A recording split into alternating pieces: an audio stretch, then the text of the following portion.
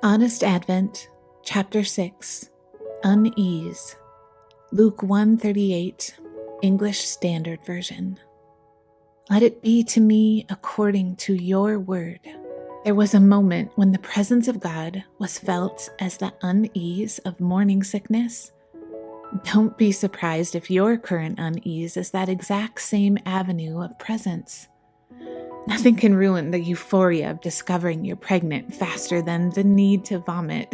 Although not confined to the beginning of the day, morning sickness is the term we use to describe the nausea and vomiting that affects 4 out of 5 mothers in their first trimester of pregnancy. Whether it stems from an increase in hormonal activity or a reduction of blood sugar, physicians and scientists are not completely clear on why this happens. The main hypothesis is that it's the body's learned biological strategy to protect the growing child from any unhealthy food and drink the mother may typically consume if she did not feel like blowing chunks publicly. My wife describes it like a hangover without having enjoyed the party, or the queasy stomach without the screaming adrenaline from the loop-de-loop roller coaster ride. It's a discomfort that women know is leading them to a new life, and it's bearable because of that deep hope of joy.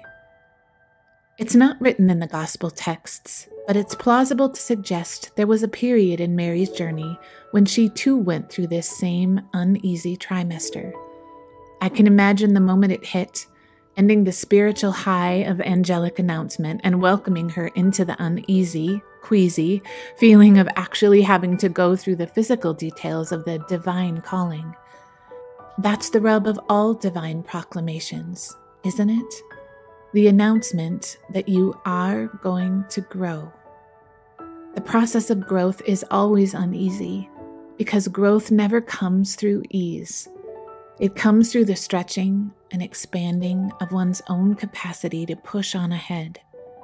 And often, the change that needs to happen in order for you to grow may leave you dry heaving on the sidelines, like when you run until you feel like throwing up as you prepare for the day of the marathon, or that anxiety nausea of packing up your worldly possessions and moving to a part of the world that is unknown to you, or the gagging nerves of trying to date again, or the vomitous risk of starting a new career.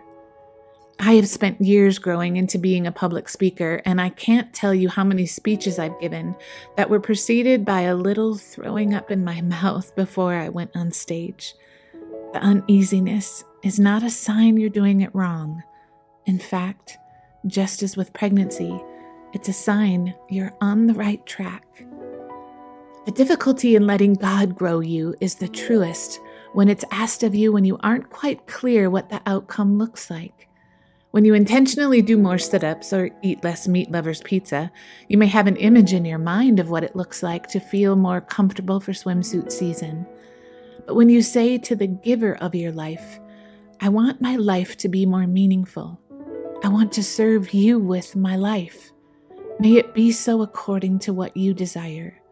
You have no idea what secret cosmic strategies have been put into play to answer that request. Look at the chorus of human beings in this Christmas story, and you will see the same song being sung by all of them to trust in the goodness of God in uneasy situations, just as we are invited to sing. The only difference is that we see their whole story played out in the pages of Scripture, whereas we're right in the middle of our stories being sung and have no idea if this is a catchy tune or a musical disaster. Because of this, when we find ourselves in an uneasy place in our lives, our question to God is, why are you doing this to me? Partly this is to check to see if God perhaps had gotten distracted with more pressing global concerns and left us to fend for ourselves. And partly, it's to express the disappointing conclusion that our request to the God do what it desires in our lives has not brought about the journey of ease we had hoped for.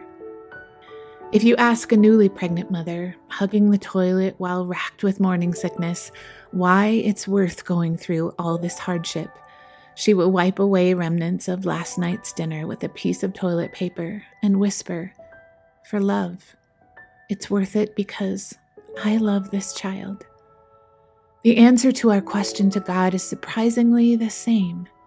Just like morning sickness, the unease is a strategy of the soul to protect you from doing all the things as usual that could harm this new life being grown in you. It's for love that you have been moved from what is known to what is unknown. It's for love that you have been moved from your comfortable perch so that you can be enlarged by a different perspective. It is for love that you have been broken open so a larger capacity of faith, hope, and love can be built inside you. For love. It's because you are loved. It may be that the divine presence you've been looking for is to be found in your present unease. Instead of missing this invitation by trying to find a resolution to your unease prematurely, center yourself with these 3 questions. What is the conversation I can have only by being in this situation? What parts of my life have I been able to uncover only by finding myself here? What unexpected place might God want to meet me in during this uneasy time I'm experiencing? It's in asking these questions that we offer a perspective of divine growth to our uneasy situation and begin to pull back the curtain a little on the secret strategy to grow us into the person we ask God to make us to be.